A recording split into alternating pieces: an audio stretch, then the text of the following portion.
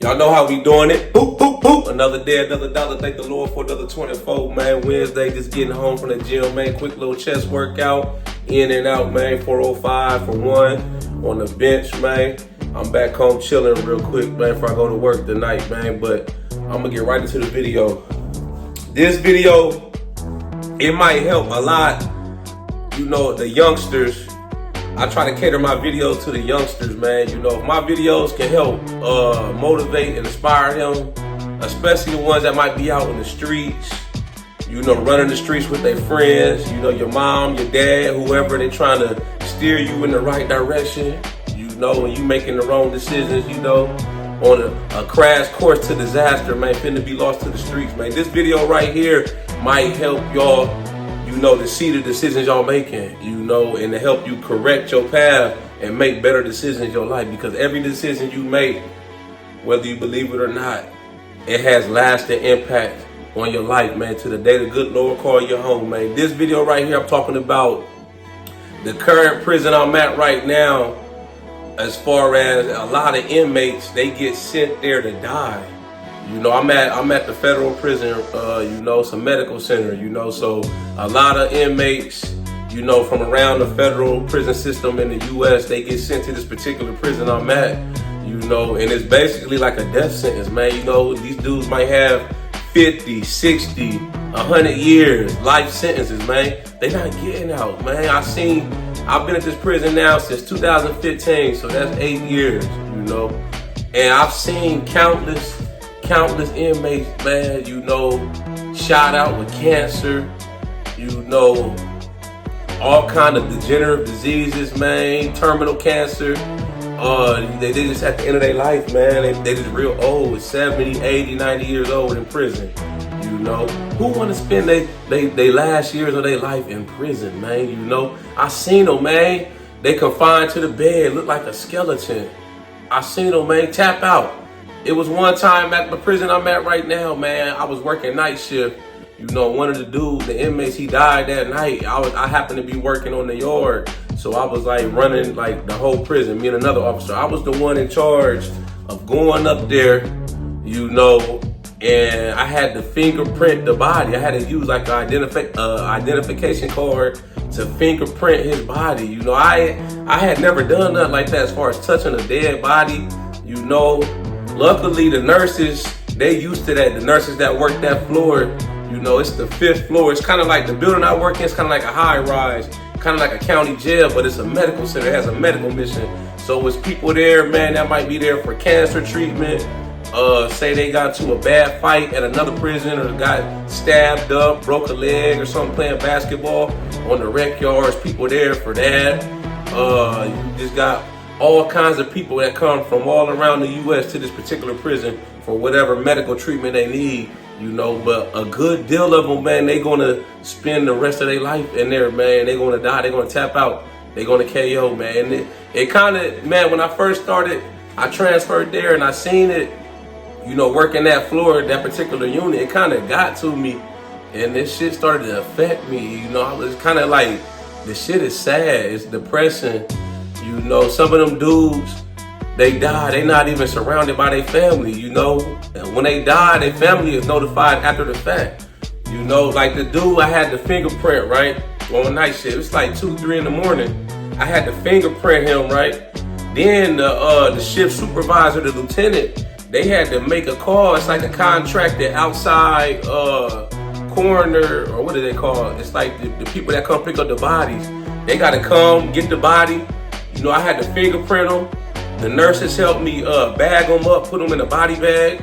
Then we got a wheelchair or roll them on the gurney all the way down to the 1st floor. And we got like the morgue in the actual prison, man. They could hold like 3 bodies. We got to put them in there to the coroner. The outside funeral services come pick the body up.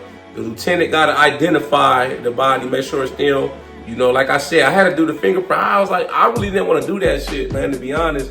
I'm like, I don't want to touch no fucking dead body, but you know, that's in my job description. But luckily, like I said, the nurses were able to help me. You know, they've done it plenty of times, so they kind of took over. You know, I was just kind of standing there getting this property together, putting it in bags, you know, to ship out to the family.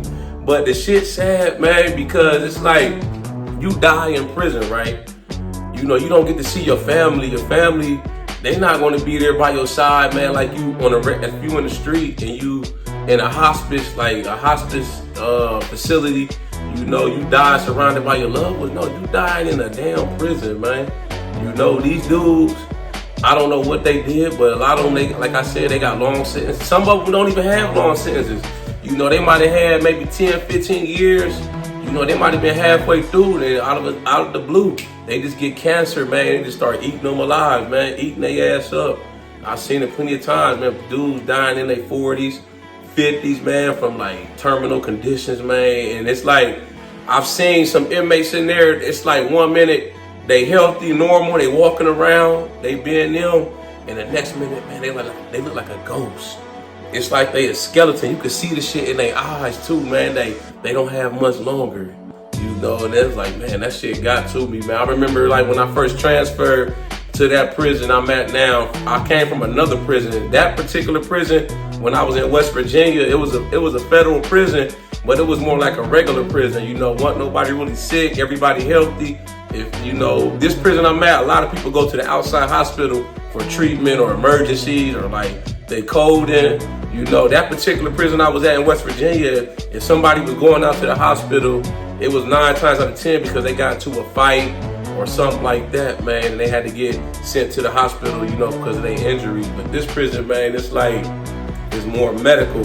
So they get sent out on a more normal basis, like almost daily. It's trips every day, you know. And I remember when I first got there, I was working that particular unit. It's the 5th floor, man. We call it the Green Mile, you know, because it's almost like a lot of the inmates, that's their last stop before they check out, man, and go upstairs.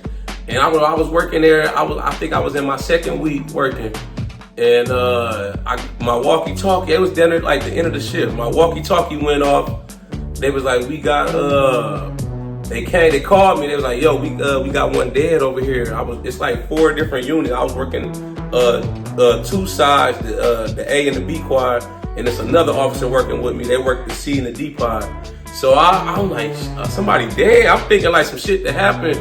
Somebody got stabbed, or I was like, so my antennas raised up, man. I'm like, I'm in go mode. I run over there thinking like some shit that went down, and I get to the room. It's like probably 5 different staff members, like maybe a couple doctors, a few nurses. They was just sitting there like already like taking the IVs out the inmate, putting the body, you know, they already had the body bag out and everything, you know. I was like, they looking at me like I'm crazy. I'm thinking some shit going on, like somebody got stabbed, they got killed. They was like, nah, this is, it's pretty routine here for them to die. And they was like, the doctor already, like, they already knew he was gonna die in a few days, you know. So my message to the youth, man, if you out here making like the wrong decisions, you on the wrong path, and like, man, think about some of this shit I just said, you know. I see this shit every day, man. People dying on a daily basis, man. Like, who want to spend the rest of their life in prison, man? Over dumb shit, man. A lot of times it be over dumb shit, you know. And like I said, I know, man, our circumstances and situations in life, you know, it's out of our control and whatnot. But I feel like you got some choice, the choices you make, you know, because I grew up in a rough environment, you know. I grew up in that situation, man, in the projects, low income housing projects, a lot of crime, a lot of shit going on, man. You got a lot of homeless people in the area, you know, people my age. I seen a lot of my friends, man, go to prison. You know, my last prison I was at, there was a dude there, man. I grew up with this dude, man. We grew up in the same projects. I lost track when my mom moved us to some other apartment when we were about 13. But I seen him at my last prison, man, you know. And he was in there doing 20 years for bank robbery. He was out here robbing banks, federal banks. They gave him 20 years. He was maybe 2 years younger than me. So at the time, I was probably like 26, 27, 24. Got 20 years robbing banks, man. But that could have easily been me. I could have easily went with him, you know, been hanging out with him. You know, we grew up. We played on the same Little League football team. We went to the same Boys and Girls Club. You know, I used to see him all the time. In the neighborhood, we'd be at the park, you know, at the pool, the rec center, you know, playing together and shit. that could have easily been me. I could have easily went that way, but I chose to go the other way, you know. I was locked in, focused when I was growing up. I didn't let my environment, shit around me, man. I see a lot of shit going on, man. Drug deals, shit like that, man. You know, the cops in and out the projects. You know, if you grew up in that environment, you know kind of what I'm talking about, man. It's like you got cops patrolling constantly, man.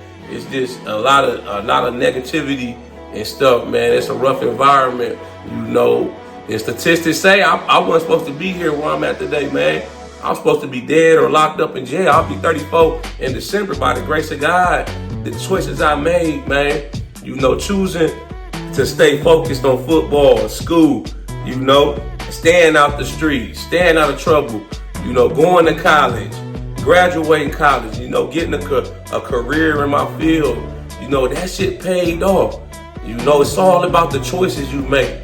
You know, you got to make the right choices and take advantage of every opportunity that comes your way, because it may never come again. Every opportunity that came my way, man, you know, I took advantage of it, man. You know, I had football coaches, mentors, you know, they seen something in me. They seen I was determined, you know, I was dedicated, disciplined. I was trying to make it out of my situation. And they did everything they could to foster me and to help push me, man. You know, and I'm thankful to this day for that, man. Because it, like I said, I could have easily went the wrong direction.